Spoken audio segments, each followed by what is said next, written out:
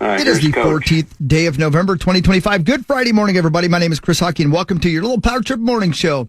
How are you? Here we are. We got a big weekend here ahead of us. We got Vikings football. Tonight, we got Gopher football, Timberwolves, Wild, all that, and so much more. And with special guests coming in to play a little initials game today. So let's get her started, shall we? Lots to get to, but here is Nate Bargatze with some comedy. It's Thanksgiving season. It's comedy on the Power Trip. Come on in. I'm glad you're here. It usually starts happening when you start doing the holidays at your house instead of your parents' house. My parents, they downsized into a 2-bedroom townhome. They still want to do Thanksgiving at their house, but they don't have the room for us. There's 20 of us. It's like a college kid being like, do you want to do Christmas in my dorm room? There's a table for 4, and then they have to put a train of TV trays and nightstands that just weaves down this hallway. I mean, you're sitting on stairs. We made the kids go eat in the car. We just go back in the car. You can't even eat inside. My mom didn't have ketchup. I was like, everybody just has ketchup. It just comes in houses. If I went to some alcoholic's house, he would have ketchup. His whole family would be gone. But I would say, do you have ketchup? He'd be like, I'm not that gone, man.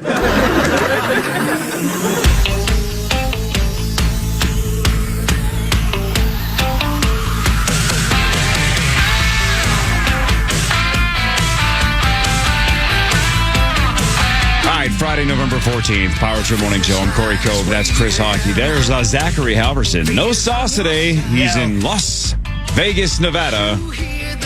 There is no sauce, only Gambler. Well, and look, man, I feel relief because yesterday I'm like, man, I love this Gambler bit. Yeah. What a bit.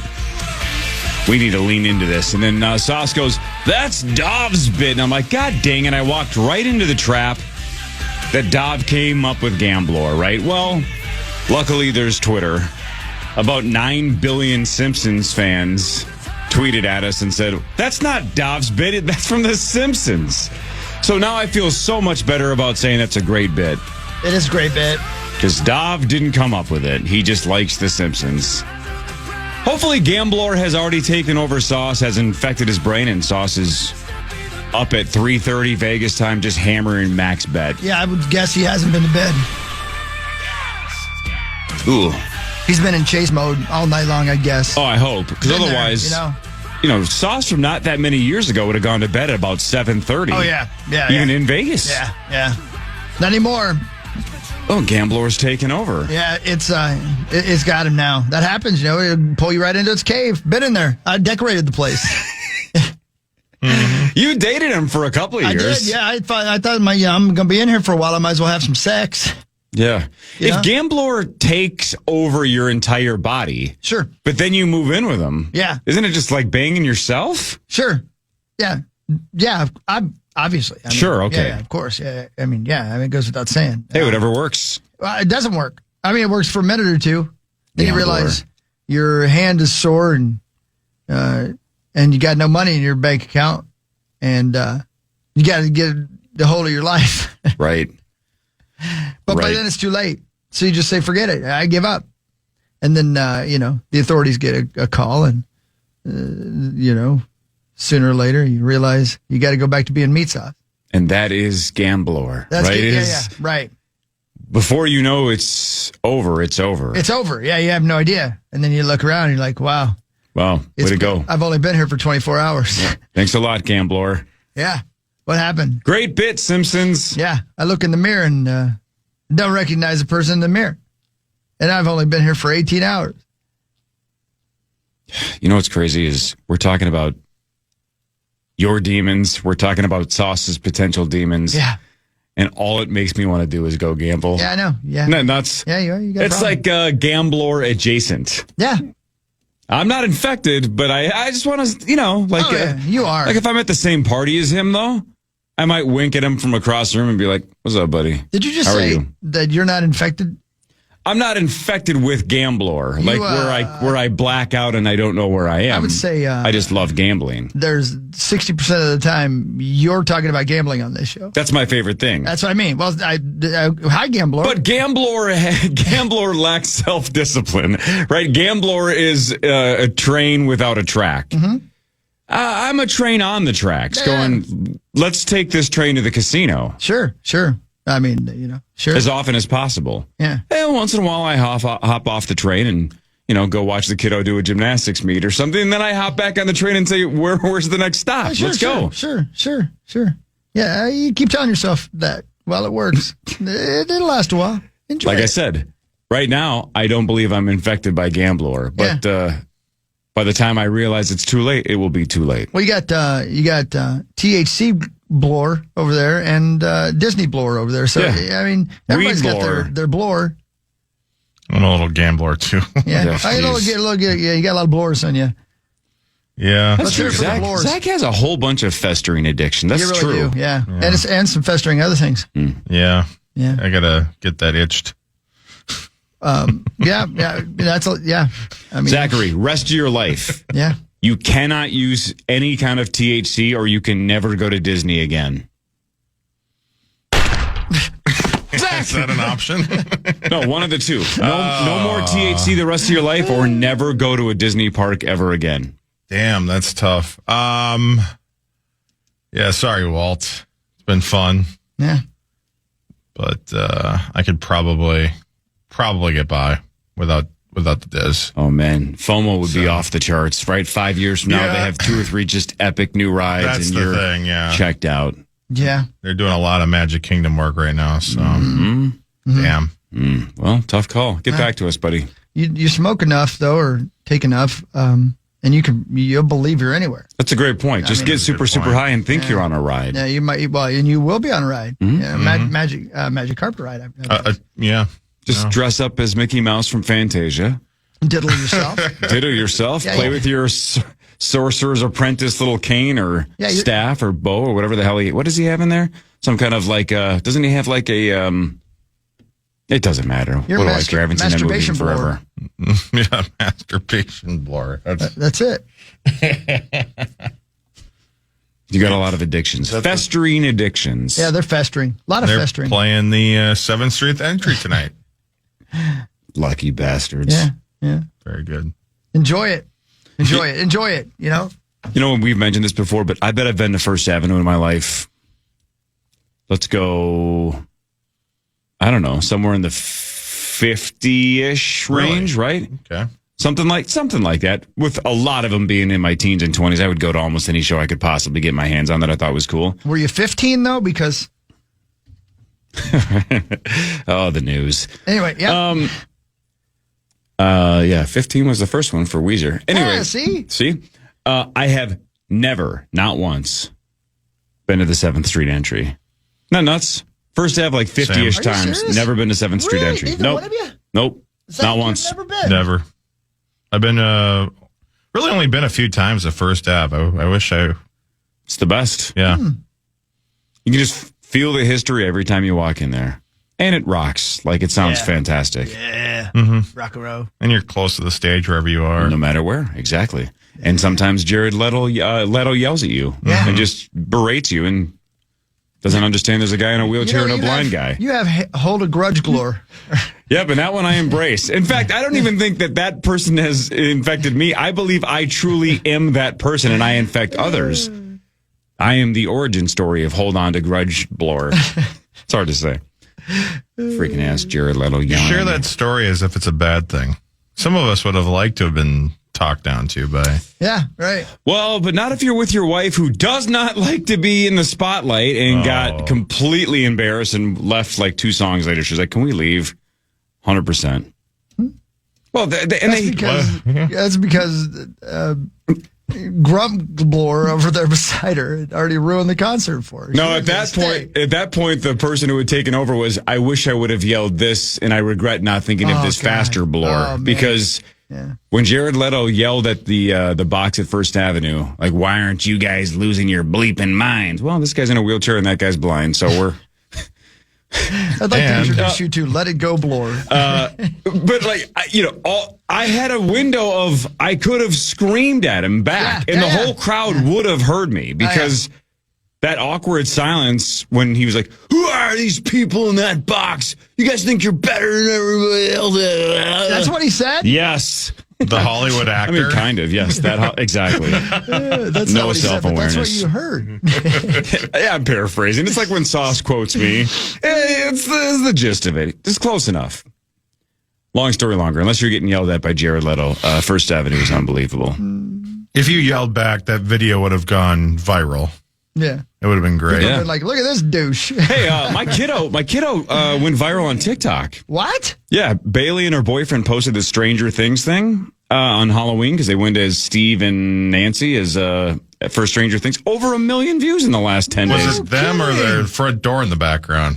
Oh my God, yeah. No, but vagina blower. Yeah, exactly. No, they got over 1 million views, and even Stranger Things commented on their post saying it was like, for a 20-year-old, she's like, I went viral. Like, she can't believe it. Yeah, that's awesome. Super cool. Yeah, super cool. That's pretty neat. And of course, that's the beauty of going viral. Guess how much they have profited off of that? Nah. $0 American dollars, right? Yeah. 0. Yeah. Best of luck to them. Yeah. But it's a good story. Yeah, for sure. It's a good story, man. I think they've told everybody they know at that age, like, check this out. We have 300,000 likes and over 1 million views. Pretty cool. Corey? Yes, sir. Just reading this as I'm sitting here. Did you read about the great white shark? I did not. The largest great white shark ever recorded is near a popular spot in New Jersey, looking for lunch. Maritime Research Group is reporting the shark called Contender has been detected just miles from Atlantic City. Contender is reported to be over 1,600 pounds. About 32 years old. Contender was first tagged back in January in waters near the Florida-Georgia line. And has pinged the research group more than 40 times since he's been heading north. In order for the group to receive a ping on Contender's location, his dorsal fin has to break the ocean surface. Interesting. I wonder, like, if they're like watching him and like, oh, Contender, don't eat that toddler. Well, Chris, everything dies, baby. Yeah, that's a fact. I guess everything that dies. All right, so hang on. You said how much Contender weighs, which, no offense, I don't care. It's a lot. Yeah. How long is this son of a bitch? I don't have that in the news story. Because, I mean... they say it's the largest great white ever recorded. Then I think it's got to be in the low to mid-20s, right? That's about as big as they get. Yeah. Because we've done stories before about the great white sharks on here. Well, and I believe, again, 50 years ago when Jaws came out, when he goes, that's a 20-footer, and 25... I don't believe they had ever seen a 25-foot great white. That was part of why they said 25, is they're basically saying this is the biggest great white that exists, was Jaws. Yeah. Who named it Contender? And by the way, if you're the biggest one of all time, you're not the contender, you're the champion. Yeah, he ain't no pretender. What a terrible name, Contender. Yeah. Undisputed. Yeah. That's a huge bitch. Yeah. Hey, you said it's right outside of Atlantic City? Atlantic City. Come alive. So, there's a lot of transplants. Here's a little heads up to anybody that's listening to the fan because you're a Minnesota transplant living in New Jersey. Yeah. So if you're like, wow, I'm not going in there if Contender's in there. If you got pinged right outside of the shoreline here, I'm not going in there. One way to check if there's great white sharks anywhere near you. So you go down to the water, dip your hand in the water. Sure. And then if you then taste the water, if it tastes salty in any way, then there's sharks in the water and you shouldn't go in. Do you guys know that? I did not know that. Yeah, if it tastes like salt water, then there are sharks in there and you should not go in. True story. Wow. Yeah. Well, that's good to know. I guess if I'm ever in Atlantic City, I would say anywhere. with my makeup on and my hair pretty. Yeah. Good. Gambler will consume you in Atlantic City. Yeah. Great bit, Simpsons. Yeah. Oh, you guys saw the last text from Creasel, right? Yeah, he's on fire. He's on fire. Which is great. Yeah. Oh, no. By himself. Somebody help him. Yeah. Just rolling around down there by himself. Because, gamblers calling the place a Sea Palace down at the other end of the casino. Yep. Walking around wondering what he's doing with his life and how he's going to tell his wife. Wait a minute. Hold on. What? Hold the fort. What? This stupid thing says the largest great white shark ever recorded, Contender. Yeah. 1,653 pounds, 13 feet long. 13 feet? I don't know how heavy he is. Come on. That's not very much, 1,600 is it? pounds? It's a huge bitch. Hang on a second here. That's not a lot, is it? Females get, male. He's the biggest male of all time that they've ever seen. Females, they say, are more like 16 feet. The record for, what's the record for a female? Okay. Now The we're females are taller than the males? That's a huge bitch. They're heavier too. Ugh. Yeah. Yes. All right. So Deep Blue, not the computer. Deep Blue, the female great white shark, estimated to be 20 feet long. Zach, your hands up. Wood hawk. Man, I like those dimensions, though. I like a lady who's that much bigger than me. Like a 33%. Yeah, so pretty much anybody on the Minnesota Lynx roster. You come to me. Like anybody approaching like 6'5" is. Yeah, now we're math talking. doesn't quite work out, but stay with me. Now we're talking. Yikes. You've come over here. Yes, contender. Just some Goliath. Yeah. You know what's great about the David versus Goliath story is, now Goliath is just a word for, that person is a giant. That person is a Goliath. Yeah. That was just his name. Yeah. Right? Think of if it was David versus Paul. Yeah. I don't know why I picked Paul. I think you'll understand in a second. If it was David versus Paul and David slain Paul as a giant underdog, now we'd just be like, God, that person was an absolute Paul. Poor gambler. That's a huge bitch. Man, Goliath really got a bad rap. Yeah. One gigantic person named Goliath, and now nobody gets named Goliath anymore. Kind of a cool name. It's not the same for David. We don't think of David as little people. Except for Dov Lambert. That's a good person. Yeah. Yep. All right, so Adam Weber. Statistically, the greatest quarterback in the history of the Minnesota Golden Gophers. Adam Weber will be here about 7:30. He's playing initials and making his Power Trip debut. That'll be super cool to meet Adam Weber. Thanks to Tommy Olson. Parrish later, Marnie later, Mr. Z at 6:20 to talk about movies. Lots to get to between now and 9 o'clock. This is the Power Trip Morning Show on The Fan. The Fan.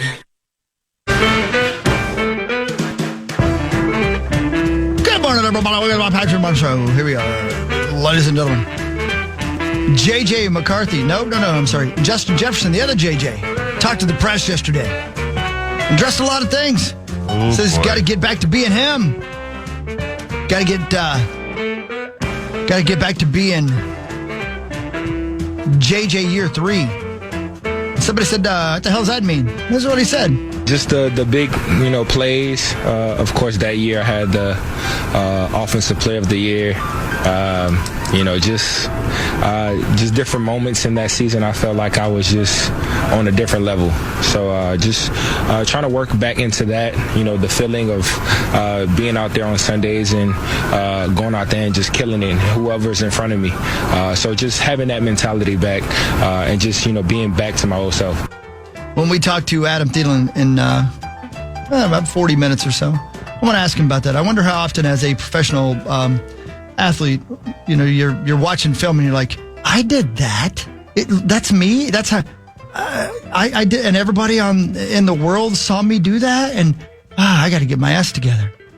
Because you get angry. He was pissed. That was like the most I've ever, most mad I've ever seen Adam Thielen. Can't wait to ask him about it and what the officials said and whether he ended up thinking he was right or wrong after watching the film back. I wonder. I pissed, heard him on with Brera, and the thing that I think bothered him the most is that he threw a fit like that, and the play didn't count at all because it was an incomplete pass, and they declined the penalty, so it didn't really matter. So he could have, chilled out a bit, and then he had a good conversation apparently with the receiver afterwards. But still, it'd be good to talk to him about that and find out how he feels about it this many days later.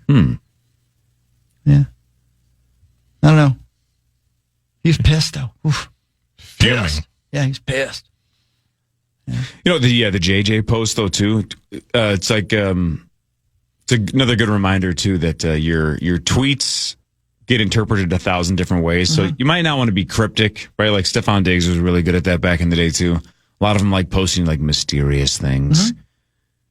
If you post things like, I just want to get back to year 3, people are going to go, well, what does that mean? You liked your quarterback better in year 3? Like, I don't know. It's just you got to think things through before you post on social media, because then you're going to get asked a lot of questions. And I think a lot of times that's why people do that is because they want to get asked. They want the attention. I wonder. I don't think JJ did it intentionally, though. I'm just saying, Diggs or other guys like that have done it over the years where it's, okay, we get it. Yeah. You just want us to ask you about the mystery. Wow. Yeah, Very interesting. I think he was talking about going back to Bethlehem. Yeah, year 3. Yeah, just a few years afterwards. I mean, you missed it by 3 years, though. Yeah, but go, still go see him. He's a toddler now. Yeah. Might be running around. Is this him? Is this the guy? Did he still live there? I don't know the story. Oh, well, I mean, I don't think he moved. Maybe he did. I don't know. I don't know. I don't know. The wrong person to ask. Yeah. Yeah, ain't that the truth? Yeah, right. Yes, it is. Yes, it is. Yeah. Hey, 2 weeks from today, we're going to be at Mall of America for the 24th birthday, essentially, of the Power Trip Morning Show. Black Friday at the Rotunda, 2 weeks from today. Don't count your chickens. We haven't made it yet. True. Most of us will be there 2 weeks from today. Yeah. Pretty cool. That's pretty cool, man. Think of that. So main Rotunda, just 7 to 9. 7 to 9, Black Friday, Mall of America, Rotunda, 24th anniversary of the Power Trip Morning Show. Initials, right, at 8:15, like we've done the last couple of years at Mall of America. Yeah. Prize. And, prize is on the line. So what we're doing is everybody that plays initials in terms of like Hawk, Marnie, Sauce, Parrish, we will attach a listener to each of them. The winning player and then that person's Rube representative wins $1,000, and everybody else just gets $250 just for giving it a shot. And then they're also going to randomly draw one winner after initials from the crowd for another $250. How about that, man? So come down, man. Some chances to win some money at the good old Rotunda at Mall of America. That'll or as help we with mentioned earlier, the Mega Mall this week. That'll help with all the things you're there to buy, right? Exactly. Yeah. So win some money, start shopping. Well, Black Friday at MOA. Do you think Saucy will make it back? I mean, I think it's more likely he's back before the Vikings game because Gambler takes over and he crashes out. We had it was sort of like a Bigfoot sighting. I just had somebody is out in Vegas right now, and they just texted me some footage. They saw Gambler walking through the casino. Man, sounds like Sauce. Yeah, that's definitely Gambler. I saw the video of it too. Sounds like he is just walking by. Man. Oh, there he goes. There he goes. Sounds like he's thinking about something. He's thinking about going. Oh, here he comes. He's thinking about going to the ATM. Wow. Oh. Gambler's got him. And I wonder what he's eventually going to say. Wow, that's disturbing footage. He does walk like Bigfoot, in case you're wondering.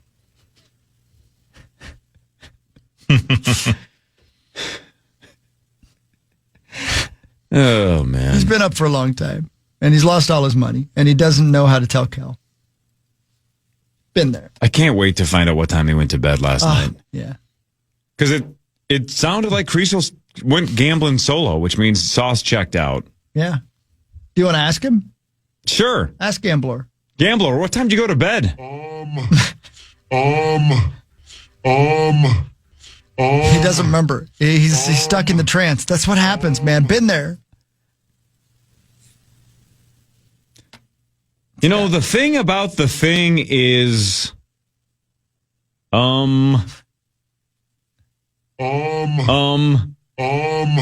maybe he's trying to meditate.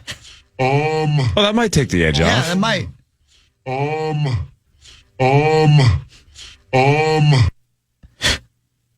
Poor Gambler. That's all he can say. It's the only word he's got left. Is it possible he's just trying to bet on the University of Minnesota and he's telling the sports book he just wants to bet on I think he's already ordered the drink and began drinking it, and his card's been declined because of all the money he's already lost. Yeah. And he's looking at the waitress. And he's like, do you see a guy with no legs? 'Cause he'll help me out. How How great would it be, instead of just a standard ATM where you put your PIN code in, if every casino had a Zoltar machine? Remember how Josh Baskin had to get like the coin to line up with Zoltar's mouth? How it had to roll into the mouth? Yeah, right. How great would it be just watching Sauce try to time that? And like he only got his money if he got that thing to roll into Zoltar's mouth. Because then you're rock bottom, and then your dexterity comes into play too, and your point two. Oh yeah, and he's been point two for a long time. He was point two when he was texting us yesterday. Obviously, I mean you could tell. No doubt. Yeah. There is no doubt. Yeah. Front page sports in a second. More of Gambler, I assume, at some point. Oh man, once I get time with the computer in there. I don't think he's meditating. I think he's trying to understand why his PIN code doesn't work on his ATM card anymore. Well done, Kel. Good thinking. Front page sports in a second. Mr. Z in like 20 minutes. Adam Thielen this hour as well. Then Parrish, Marnie, Adam Weber later. Initials at 8:15. $103,500. Maybe if Gambler is completely broke, he could just call in and win the jackpot. $103,500. I think the Power Trip Morning Show is sleepwalking on that number. Like, we are it's been so long since it's gone off. We aren't going to know what to do with ourselves the day it goes off. We didn't the first time, that's for sure. Yeah. That's crazy. It's fun, so man. Now it's just like, we're in like that mode where it's like, it's just, I don't know. I mean, maybe it'll be like another year or 2 or 3 years. Who knows? It's going to go off and we're all going to be speechless. Yeah. And not know what to do that we gave somebody over $100,000. That might be today. You never know. Don't worry about it, baby. You're in Vegas. And that noise is bothersome. Front page sports is next. We have your shot at tickets to Sunday's divisional battle all week long by showing us your purple presets at KFAN. As a preset on the iHeartRadio app, screenshot it and post it with hashtag KFAN purple preset to your social media. And make sure to follow and tag KFAN as well. Winners will be DM'd today. So get the full rules at KFAN.com, keyword contests. Yeah. You guys ever read Moby Dick? Never did. Never did. Not even in school? No. Interesting. That was not one of the required books in middle school or high school. It's a whale, right? A lot of those are... Yes. Yes, it is about a whale, yes. Yeah. An obsession. It's about obsession. Is that right? That's right. Should have read it. Yeah, it's never too late. True. Yeah. That's not true. I guess it'd be too late. Like if and you wanted to physically read it and you woke up and you were 98 years old and they tell you have 2 days to live and you've been blind for like a month. I guess you would say, I can't physically read it anymore. Well, there's Braille. You'd have to quickly learn Braille. Yeah, but that's a long book. Yeah, I mean, but I got 2 days to read it. Yeah. Is that what you're going to do with your last 2 days on the planet? Of course, nobody likes you. That's a good point. Well, you could listen to the audiobook. Yeah, that's not reading physically. I've been told that many a times. That's not right. That's reading. In fact, reading? they actually have a version that is narrated by the original author, Herman Melville. That's incredible. Look, both things can be true. Listening to a book on audio tape or whatever, or streamed, clearly that is enhancing your knowledge. That is accepting information. That isn't reading. By definition, it's listening. Right.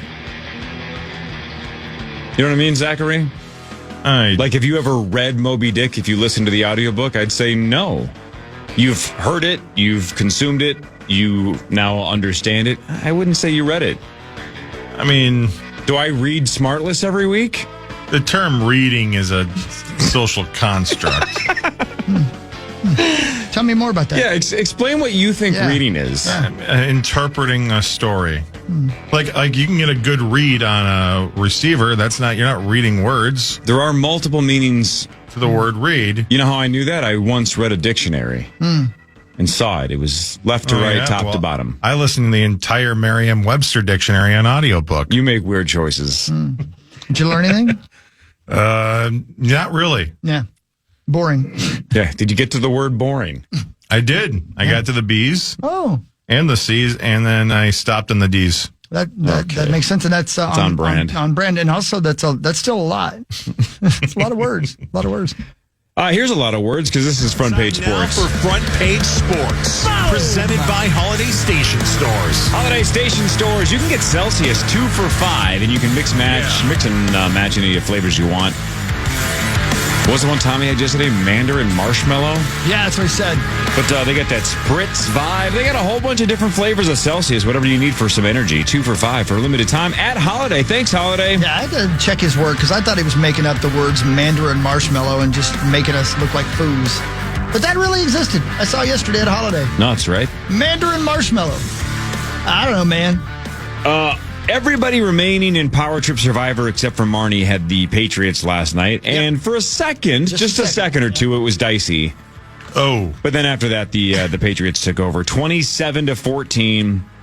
I believe they were 12.5-point favorites, so they win by 13. Sometimes it's just crazy, but, Yeah, sometimes recency you're like, bias or whatever. that must be rigged.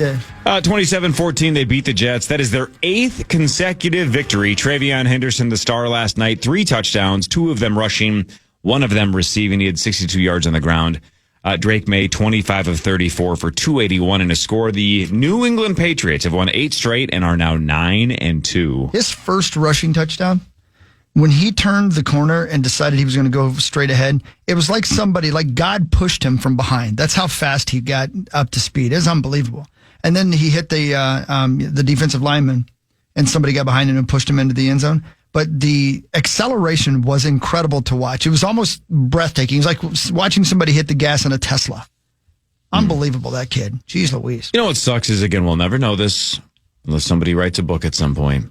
I'll do But it. everything we heard was that the Vikings wanted Drake May really bad, right?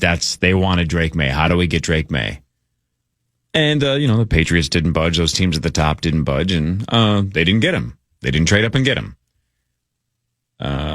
Where was J.J. McCarthy on their list? Well, maybe never know. But they may have been absolutely right about Drake May and just not been able to get their hands on him. Right? That's how it goes. Yeah. I'm glad we got our guy. What do you think of that? And both can be true, and maybe he ends up being awesome as well. But right now, Drake May is the MVP frontrunner on DraftKings, and they're 9-2. In his first year? Second. Oh, okay. I'm sorry. Second year. Oh. Second year. The comparisons. Don't say that. You'll be called a bobo. Second year. Oh, well, I guess write Bobo on my forehead and slap me silly. Well, and Bobo's a word you understand because you read the dictionary up to D. Yes. And listen, Zach, I've told you this once. I'll tell you twice. That's going to cost you $40. Okay. I don't just write things on people's foreheads and slap them around for free. Well, when you're drunk. Not anymore. Really? Good for Yeah, you. I need the money. So is it $10 per letter? It's $10 per slap. Yeah. Oh, man. You're paying for the slap. That's what you're paying for. Anybody can write. Right. I got fists of fury over here.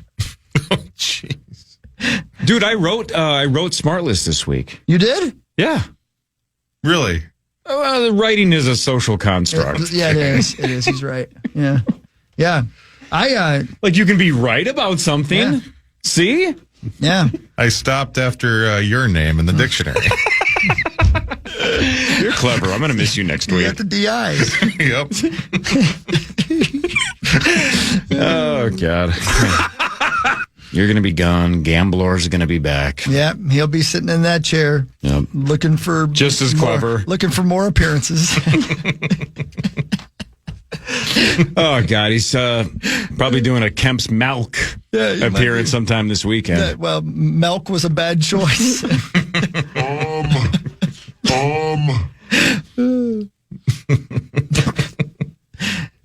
Didn't you wear that shirt yesterday, Gambler? Shohei Ohtani, unanimous NL MVP. Even Lavelle voted for Ohtani. Fourth win in the last 5 seasons for Ohtani. He got all 30 first place votes. He is 31 years old. I did not know this. Here's a couple of crazy stats if you care. Barry Bonds has the most MVPs all time. He has 7. There's a whole bunch of guys with 3. We'll get to that in a second. But Ohtani now has the second most MVPs of all time with 4. I don't know why I would have guessed that more people had 4, but now it's just 2 guys, Bonds and Ohtani. Doesn't 4 seem like a number that's pretty obtainable for the greats of all time? Yeah. But I guess not. I guess a lot of them have 3, as in 13 of them. Yeah. But check this stat out. I'm checking. I didn't fact check this. I don't know why I'm hitting the button because I'm not going to have you guess. I'm just going to tell you something. I didn't fact check this, but this is what ESPN wrote yesterday. Shohei Ohtani, in his first 2 years now with the Dodgers, MVP both years, and the Dodgers won the championship both years, right? MVP both years, title both years. Yep. How about this? First player ever in Major League Baseball, the NBA, the NHL, or the NFL to win MVP and the title in both years in the first 2 years with the team. Damn. So at any point when you join the team, whether you're a rookie or later you switch or get traded or sign, first player in the history of all 4 sports to win MVP and the championship in the first 2 years with that team. So sure, 10 years, $700 million. That was the contract in December of 2023. And all he's done is won 2 MVPs and 2 titles. Yeah. Pretty good. You know what I'm looking up right now? Oh, boy. I already did that. Okay. Yeah. I was reading Hustler magazine, listening to it. The most valuable player for each of the 4 major sports. I wonder what year we would look at those 4 and say that was the greatest year. Like, I'm guessing Jordan won it in probably like 80. And just throw out I don't know when he won his first one. That's a good question. But like he dominated that in the 90s, but I have no idea when his first one was. Yeah. Let's see. Most valuable player history. Well, and already to your point, 88. That's when he won his first one? Yeah. Was Wayne Gretzky the MVP that year as well? Because already we're talking Gretzky and Jordan overlapping, right? Right. And that could have been like Joe Montana, maybe. That's exactly what I was going to say, yeah. Then you're talking 87 for baseball. Valenzuela. There's a lot of people it could be. Valenzuela. Gretzky won his first in 79 and won 8 consecutive MVPs all the way to 86, 87. So did not overlap with Michael Jordan. Jordan won it the following year. Yeah, because he won it again in 88, 89, but he didn't. There was that one gap year when Jordan took over. Jose Canseco and Kirk Gibson in 88. George Bell and Andre Dawson in 87. Yeah, okay. Yeah, I don't know. But still. Yeah. I mean, that is a good question. Since it's 4, what is the Mount Rushmore of MVPs in 1 year? Hey, did Frank Thomas never had any steroid situations, did he? I don't remember. He definitely loves testosterone. You can tell. He wants an erection. He wants it now. Doug Flutie and him do a lot of commercials about your testosterone levels, and they seem very happy, and then they always wink into the camera and go, yeah, she's going to be happy too. I'd be afraid to walk into the Lifetime Fitness shower when those guys are in there. Not because I'm afraid they're going to violate me. I just don't need to see another man's erection. What's crazy is I thought you were going to say, I don't need Frank Thomas to be jacked up on testosterone and be furious and just scream at me because I opened the door too fast. Yeah, right. You went straight to, I don't want to see his erection. I thought you were going to be afraid of his rage about his anger, right? Like a bull shark. Rage, all right. Don't you think he's standing there just in the shower, looking at you, and you walk in and you look down, and then you look up, and he's like, yeah, I knew you were going to look. And since Doug Flutie's so tiny, he's swinging from it like it's Circus with the Stars, and it's Kirk Cameron in 1987. Yeah, and he's slapping him off like a flea. Slapping him off? Yeah. Jesus, these guys' testosterone levels they're out of control. He's slapping off Flutie. Somebody get security. And she'll like it, too. Flutie looks like he's in the Olympics in here. What is this? Cirque du Soleil? What the hell's going on? And Flutie and Frank Thomas's wife are both calling each other, my husband is missing. He's been at the gym for hours. Well, thank God, because I can barely walk. I finally have a break. Oh, God. Total T. Yeah, man. Eugenics. Just for baseball, listen to this, man. In 88, as I said, it was Jose Canseco and Kirk Gibson. I don't remember who Kirk Gibson was. I'm sure he was great. He was you'd know him. He's the dude that hit that home run for the Dodgers. Super awesome player. The one that was super injured, but then hit the home run in the World Series when he was limping around the bases. Oh, did he have a bloody sock? That's Kurt Schilling. Whatever. In 90, Ricky Henderson and Barry Bonds. Very good. 91, Cal Ripken Jr. And by the way, that was probably, I don't know. That was pre-steroids Bonds, right? 1990. I would think so, but who knows, right? Yeah, who knows when he started. 92, Dennis Eckersley and Barry Bonds again. Oh, Eckersley is a closer? MVP, yeah. Damn. In 93, Frank Thomas and Barry Bonds. 1994, Frank Thomas and Jeff Bagwell. God, Thomas had such low testosterone in the 90s. He sure did, man. You could tell. Yeah. Now he's taking pills for it. Yeah. Shouldn't we all? We should break because Mr. Z's calling. Z's on steroids and he's on the hotline. Yep, and I think we got to talk to Adam Thielen maybe even at the end of this segment, depending on when he calls in, right? I call him in the next segment. Yep. Okay. Yep. Mr. Z next. This is the Power Trip Morning Show on The Fan.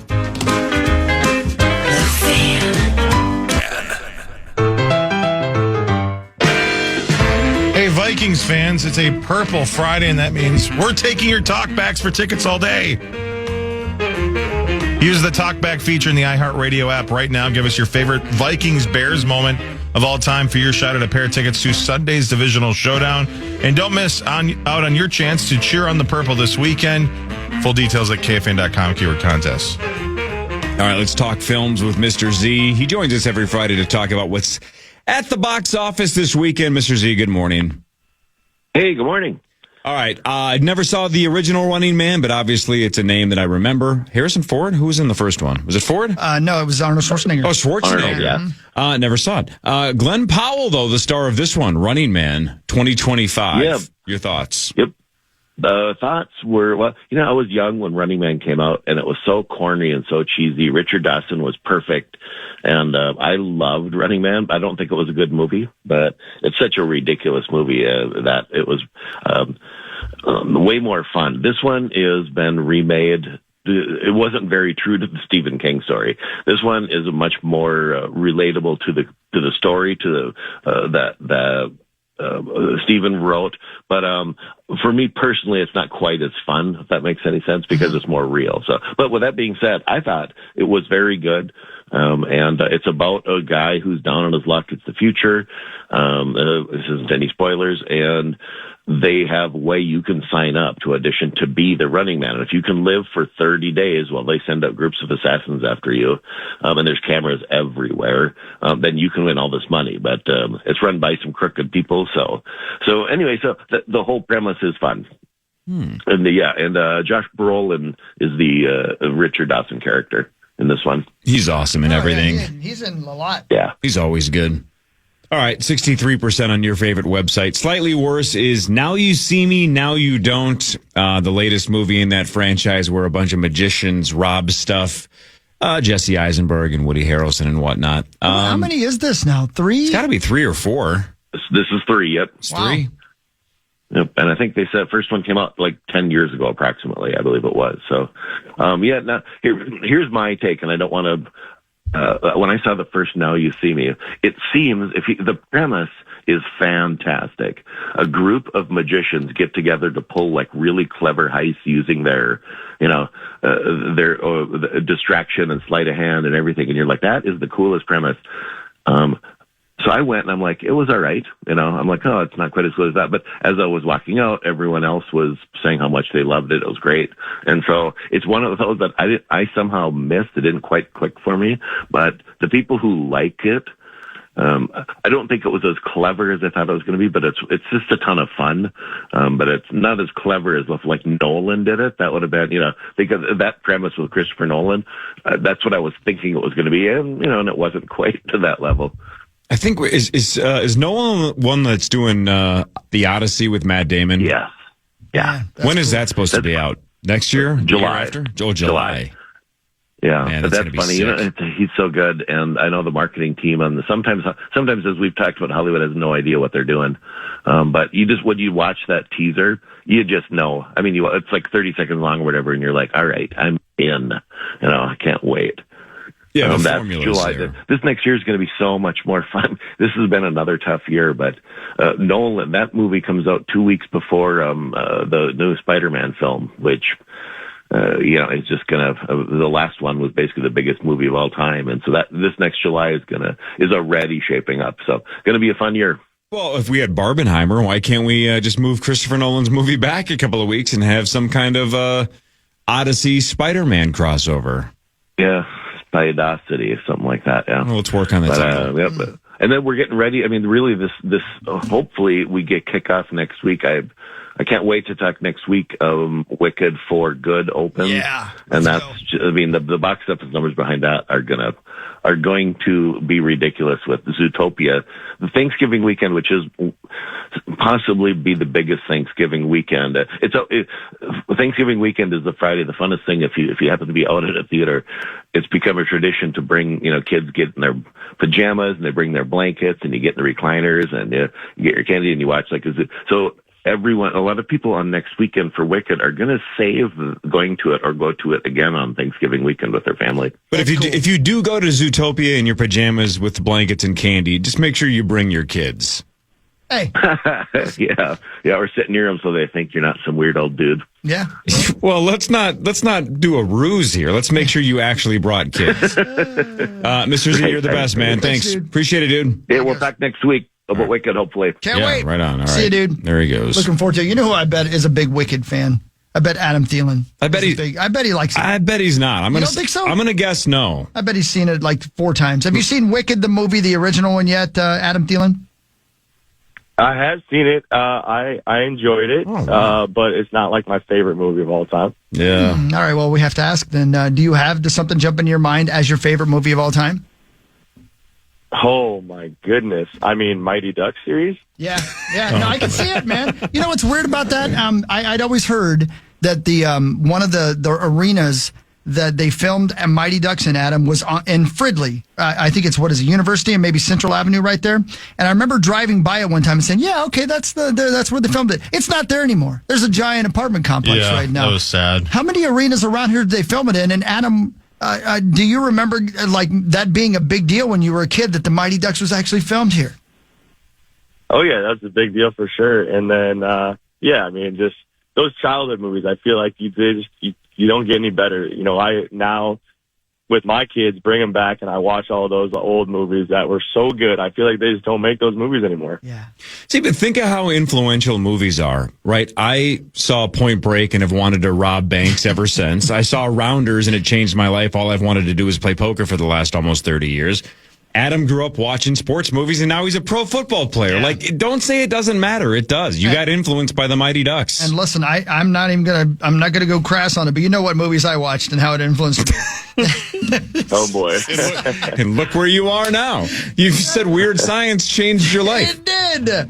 All right, here's my terrible transition. Adam, watching the tape back of last week, man, you were fired up. That was about as mad as I've ever seen you. The crackback block and the guys on TV were arguing whether or not that was pass interference or if it was behind the line of scrimmage. But, man, I'm sure you're probably tired of talking about it. But, man, looking back, what happened and where are we going from here? Yeah, I think the reason probably why I was so fired up is because we talked about that exact play all week. We actually practiced that exact look in practice. Like, this is probably what we'll get, and this is what we want you to do. And so, had a pretty good idea of what the rule was, that if you're on the line of scrimmage or within a yard of the line of scrimmage, that you can actually hit them. You can block them.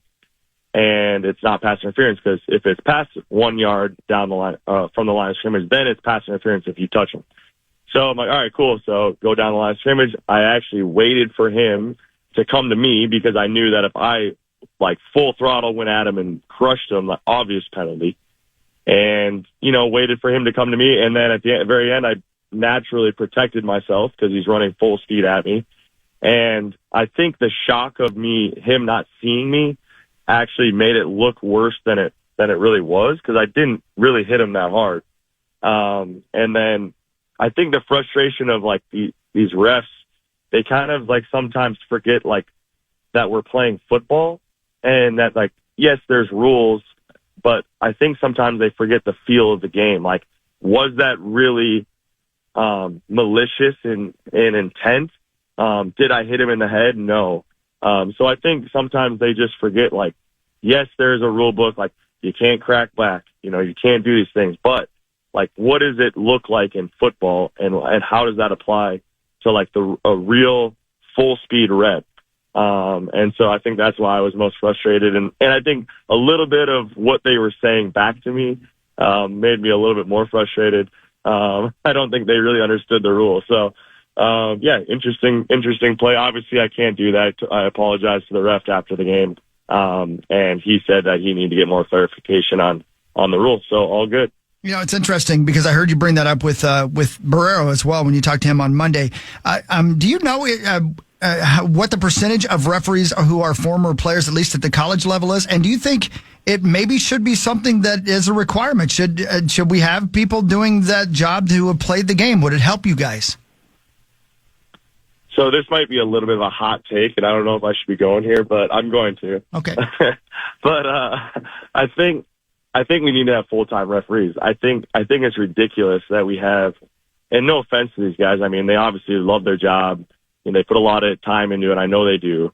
But it's like we have these guys that are kind of fanboys a little bit. Like, they love the fact that they get to go out there and they get to shake hands with Patrick Mahomes. They get to hang out with these professional athletes. And then they go to their real job on Monday through Friday and tell everybody how cool their side job is.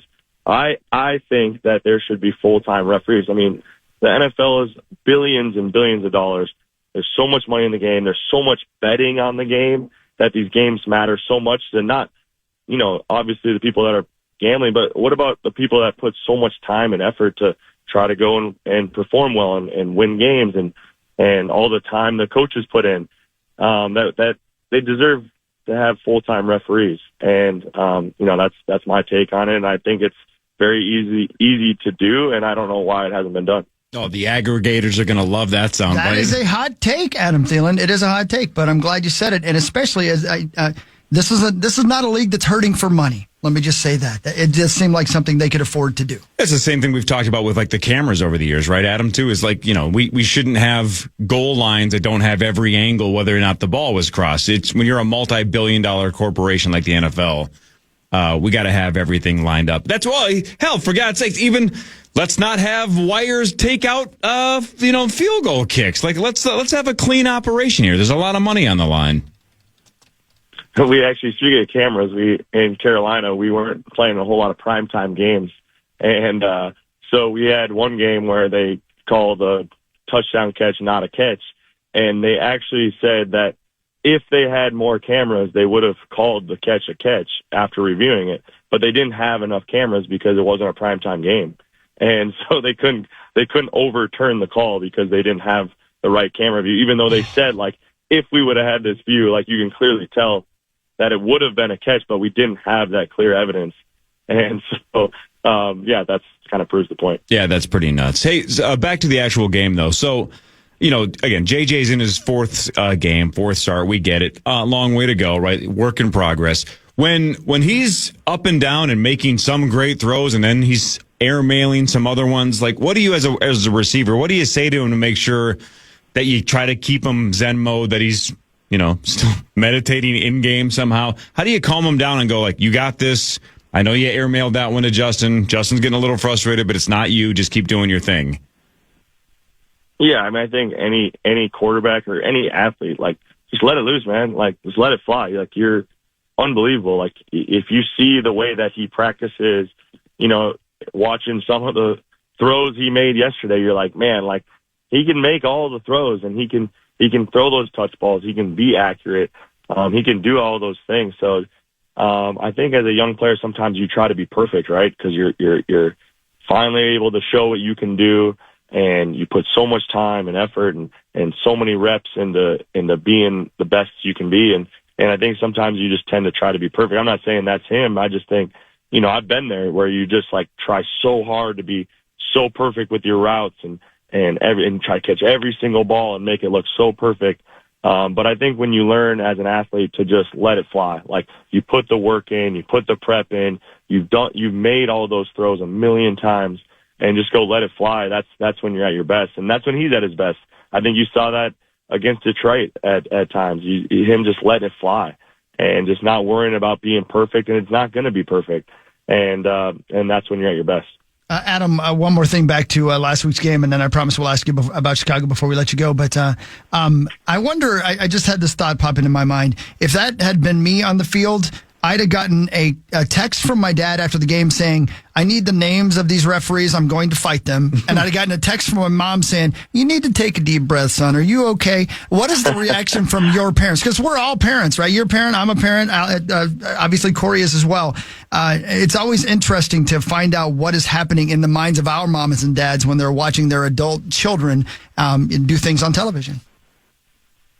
Yeah, normally I get the text message from my mom or talks about it at maybe the next week when she comes to a game and says, yeah, maybe you shouldn't do that anymore. I haven't got that one yet from her, but I did get it from my wife. And then when it really sank in that I probably shouldn't do that kind of stuff is when my oldest son, Asher, who's in third grade, came home after school and said that all of his friends at school said that I rage quit in the game, which I don't know what that means, but it doesn't sound good. Wow. Not just raged quit. Wow. That's pretty good. Bunch of 8-year-olds trolling you. That's fantastic. I don't know what it is, but I know Meat Sauce has done it multiple times. I got to believe he has. He's rage quitting in Vegas right now. No doubt about it. All right, a couple of final things for Adam Thielen. Like Chris just mentioned, obviously the Bears are the opponent on Sunday at noon. You guys saw them in week 1. Adam, remind me, how many weeks had you been here before week 1 this year? When did you get here? When did you get back? I got like about a week before week 1. Okay, so what did you see in that small window then to prepare for Chicago before week 1? And what do you think's different, 2.5 months later about the Bears specifically? How have they changed? Well, at that time for an offensive player, you didn't really have much other than New Orleans tape to kind of look at. Obviously, you kind of try to watch some of the players that had been there before. But from a scheme perspective, it was all, the defense coordinator was head coach in New Orleans, had been there forever. So you're kind of watching New Orleans tape, to kind of see what scheme wise, how they're going to play certain things. So you didn't really have a great idea of what they were going to do. Obviously, no one really does in week 1, but especially with new coaches. And then now you have a pretty good idea of who they are, individually as players, what they bring, who their guys are, things like that. And then, you also have an idea of what they're trying to do scheme wise, like how they're trying to use their players, how they're kind of trying to fit their scheme with their players, and kind of make it similar to what this coordinator has done in the past. But it's a coordinator that's very aggressive, and we've seen a lot of here in Minnesota. So, we'll get his best effort. As a play caller, I know, especially the young quarterback, they tend to kind of be more creative and be a little more aggressive, trying to kind of confuse or frustrate a young guy. So we're kind of obviously getting prepared for that. Adam, thanks for the time as always. Good luck on Sunday, and we'll talk to you next week. All right, thanks, guys. Talk to you, man. There he goes. Thanks to our friends at the Thielen Foundation and ETS Performance. That was Adam Thielen. So what I love about that interview specifically is, we have no idea how many years he has left. We don't know if this is his last year, if Adam wants to go 1 or 2 or 3 more. Who knows, right? Right. But we're getting close to the end. Athletes at the end are so much better than athletes at the beginning of their career, because I don't know if he would have said that 10 years ago, right? Man. Just said about, I love it. Yeah. Once they get towards the end, or once they retire, then the gloves come off and they just start being super, super, super honest. And it sounds like Adam might be at that point. That was fantastic. Yeah, I just want to say good morning to all our fellow media people who are listening to this right now as they load it into their systems to play later. Yep, and congratulations to all the NFL aggregate sites that find clips and post headlines. We are the Power Trip Morning Show, and my name is Chris Hockey, and that's Corey Coe. And that flipping it right now. Fanboying for Patrick Mahomes is going to make headlines. I would bet 3 months mortgage. That's in a lot of websites, top clicks in the next, 3 to 4 hours. Poor gambler missed it. He missed it. He did. God, 'cause he loves controversy. officiating He controversies does. and conspiracies. What really matters after this? Parrish and Marnie in a little bit. Adam Weber in like 45 minutes. This is the Power Trip Morning Show on the Fan. The Fan. It's the Black Friday tradition you will not want to miss. The Power Trip Morning Show will be live at Mall of America, bringing the initials game, tons of laughs, and your chance to score serious holiday cash. Be there at the Huntington Bank Rotunda from 7 to 9 on November 28th. That's a weird number. It's like a combination of the number 7 and the country of Yemen. It's just Semen. 7 to 9. 7 to 9. Glad you pronounced it that way. November 28th, Black Friday. Get all the details at KFAN.com, keyword calendar. All right, anyway, Black Friday. The Power Trip turns 24. 29. We have some ideas for 25. Yes, 25. That'll be next year, and Can you believe most it? of our ideas revolve around the rest of the station being unbelievably annoyed at the number of parties we throw for ourselves. That's right, yeah. Yeah, when they're all like older than we are. Yep, and when they say, like, Jesus, the Power Trip really likes to throw parties for themselves. We don't mind it, No, but we love it even more knowing that it drives the rest of the station nuts. that's correct, yeah. So we're going to lean heavily into that. Come on, yeah, why wouldn't we? They are going to get real tired of it. They are, yeah. And I'm sure they'll handle it with grace. This is What Really Matters, scores and stats around the world of sports. Then Chris will change your life with something else. Got that right. All right, tonight is the night. Tonight. We got Friday Night Football, man. That's one of the reasons why Adam Weber is going to be here in like 30 minutes. We can ask him about the Golden Gophers and their quarterback, Drake Lindsey. But Golden Gopher football tonight on the Fan against number 8, Oregon and the Ducks. The Ducks are around 25.5-point favorites on DraftKings. Over-under is 43.5. The Ducks are 8-1. The Gophers are 6-3. And as we've said all week, you know, the Ducks not only have to win, they really have to start crushing just to guarantee some, footing in the top 12. You got to really run up the score, get that resume built up. They're securely in the top 10, but still, a couple of bad losses. I think Flash said yesterday they can maybe afford one more loss. Maybe. This is the weekend. If it's this one, it would be unbelievable. Yeah, this would be it for them. You also can't afford, if it is one more loss, you probably can't afford to lose as a 25.5-point favorite to the Gophers. You could probably lose, to an Indiana or Ohio State or something and still sneak in. But you get boat raced by a 25.5-point dog, that probably takes you out. So good luck to the Gophers. We'll talk to Weber about it in about 35 minutes. What really matters, though, is this. It was on this date, ladies and gentlemen, in the year 1882, that a man by the name of Frank Leslie killed Billy the Kid Claiborne. I'd never heard of Frank Leslie, so I looked him up. Also, never heard Billy the Kid's last name until I think right now. Yeah. Buckskin Franklin Leslie, a U.S. Army scout, gambler, bartender, rancher, miner, gunfighter, and con man. Damn. God, that's the dream. I mean, come on. What a list. Can you say that again? U.S. Army scout. Do one at a time. Okay. U.S. Army scout. Cool. Awesome. Yeah, cool. Gambler. Amen, brother. Maybe gambler. Maybe it was a misprint. Bartender. Sure. Sling some tough drinks. Life, man. That's tough. Rancher. Yeah. Miner. With an E, by the way. I mean, but just like 15. Yeah, right. Yeah. Thank you. Gunfighter. Oh, hell yeah. Yeah. And con man. Yep. Amen. All right. So, like, I don't know, what was that, 6 or 7 things? I'm like a 70%er. Yeah, man. Known for his buckskin jacket with fringes. So he looked like just a Hell's Angel. He looked like a badass, Jordache, probably. Yeah, probably. He became well known in Tombstone, Arizona for killing 2 men in self-defense. He married the widow of one of his victims. I mean... Man, this guy is... Right? This guy should lead. Yeah. 8 days after killing her husband, he married her.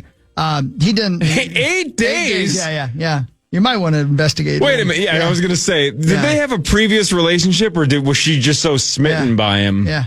Maybe it was maybe her marriage, maybe the other guy was a terrible, abusive, awful dude. And it's like, you saved me. I'll marry you 8 days later. Yeah. See, maybe this guy's not so bad. Go on. Well, no, he did later. He divorced the victim of the wife of the victim, and then married another lady, and got drunk and in a fit of jealousy shot and killed her on his ranch. He was sentenced to life in prison, but only served 6 years, and then was pardoned. That's bad news for Billy the Kid. It really is. He was last listed in a federal census in 1920, living in Sausalito, California. No public records of his death date or when he died or where he died. So he might still be alive. He might still be out there. You never know. He was born in 1842, though. Sure, but he might be. Yeah, well. It's not zero. He was certainly a badass, and not, who knows, right? He was born Nashville Franklin Leslie. Nashville Leslie. Yeah, that's a... You'd go by Nash, probably. Yeah, for sure. I wonder if Nash Bridges' first name was Nashville. Sentenced to life in prison, did 6 years. Yeah. Well, to get back to sports and to keep it in the news, Steph Curry had a lifetime contract with Under Armour. That ended this week. Oh, did it? Yeah. Yep. Yeah. What did he do? I think he realized that Under Armour was probably the wrong brand for him, so they're going to launch one more shoe, and then they're going to move on. Darren Ravel tweeted yesterday, reacting to the fact that the Steph Curry Under Armour deal, the lifetime deal, is over. Yeah. Hang on. Talk amongst yourselves, because I want to read this word for word, because I read this and I was like, damn, that's cold. Rhode Island, neither a road nor an island. Discuss. I don't really know much about Rhode Island, but I will tell you this. Here's how Leslie killed Billy the Kid. He was bartending at a bar with a name I won't use on the air. November 14th of 1882, when Billy the Kid Claiborne, who was very drunk, began using insulting and abusive language. Leslie asked Claiborne to leave, but Claiborne continued his foul and abusive language. Leslie grabbed Claiborne by his coat collar, escorted him outside. Leslie later testified, he used very hard language, and as he started away from me, he shook a finger at me and said, "That's all right, Leslie, I'll get even with you." Within a few minutes, two men told Leslie there was a man waiting outside for him. When Leslie stepped outside, he saw a foot of a rifle protruding from the end of a fruit stand. He tried to talk to Claiborne out of shooting him, but Claiborne refused and raised his rifle, fired the weapon, missed Leslie. Leslie returned fire and killed Claiborne with a bullet to the chest. Well, I mean, no offense, Billy the Kid, but yeah, he tried to tell you. You missed. He tried to tell you. You come for the best? Yeah. You best not miss. Yeah. So, Chris, you know this because you're a big basketball fan. There's nobody bigger. Steph Curry's full name is Stephen. Not Stefan, Stephen Curry, right? Right. Shortened to Steph. Is he Stephen. a gambler and a nightstick wielder and all those other things? Sure. Okay. But Stephen Curry back in the day, yeah, Nike wanted him because he was a huge deal. Here's Darren Ravel's tweet from yesterday about the Under Armour deal falling apart. Under Armour's relative failure in the shoe game made it impossible to capitalize off what could have been Nike's worst mistake ever. In Nike's presentation, they famously called him Stefan and had a leftover slide from a Kevin Durant presentation. So Nike botched it. They didn't even say his name right, and they clearly had some leftover slides from a previous presentation to Kevin Durant. So Stephen Curry is like, these guys are mailing it. That's freaking Nike mailing it in. Come on.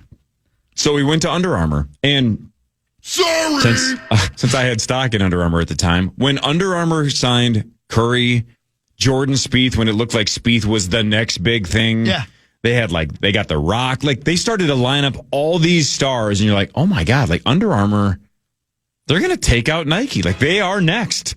And then Curry's shoe, I don't think Curry's shoes ever did super, super well. Jordan Spieth fell off the face of the earth for a while. Everybody complained that Under Armour's clothing got worse and worse and worse year after year after year, to the point where eventually the CEO's like, yeah, we got too busy just slapping our logo on bad clothing. Yeah, they didn't focus on the clothing. They just logoed it. That's it. Yeah. Right. I read something about that. They've essentially been trying for the last, 10, 12 years to get back on track, and they've struggled. Man, they had a moment. Under Armour had a huge moment. And Curry was going to be the front runner for the next 25 years, and it did not work. Can I tell you one more? And it's over. Can I tell you one more thing about this guy that killed Billy the Kid? Mm-hmm. I don't know why we don't have a movie about this guy. I mean, of course, minus killing that woman in his barn when he was drunk later. Yeah. Hey, man, everybody makes mistakes. So after Billy the Kid got shot, dude said, I saw him double up and had my pistol cocked and aimed at him again. I advanced upon him, but didn't shoot because Billy the Kid said, don't shoot again. I am killed. I am killed? That's what he said. Thanks, Meat Sauce. All right, so Billy the Kid also didn't take a backpack to senior year. How you doing, Billy? I am killed. Oh, gambler. Oh, come on. And then listen to this. Oh, boy. Leslie had planned that day to travel to Dragoon Mountains with George W. Parsons, but the trip was canceled. Parsons described Claiborne's death, Billy the Kid, writing that Frank didn't lose the light of his cigarette during the encounter. He was a wonderfully cool man. That's an exact quote about the guy who shot and killed Billy the Kid. Wonderfully cool. A wonderfully cool man. So just smoked cigarettes, shot people, married their widows, shot other women, shot Billy the Kid. Yeah. He's a rancher, gambler, the miner. coroners in question concluded that Leslie shot Claiborne in self-defense, which, in the opinion of the jury, was justified. Yeah, I mean, based on what you just said, it sounds like, look, Billy. the guy had a rifle aimed at him and he missed. What is he supposed to do? Come on, It's the Emilio Wild West, Estevez, man. be cool. Man, I got to know more about this guy. Crazy. This guy is so close to living the perfect life if you take out all of the domestic abuse and murder. That's true. Man, I'll the tell rest you. of it's living. Do you think Billy the Kid's tombstone says, I am killed? If it doesn't, it definitely should. What a quote. And he was right. Yeah. Don't shoot again, I'm killed. Yeah. The news is next. Marnie Gellner will be here shortly. Mark Parrish will be here shortly. Adam Weber. In like 30 minutes, we'll talk about the Gophers and the Ducks. Ask him about Drake Lindsay, and he'll play initials at 8:15, make his initials debut, and one of you gets a crack at $103,500 with the St. Paul Federal Credit Union initials jackpot. The Fan.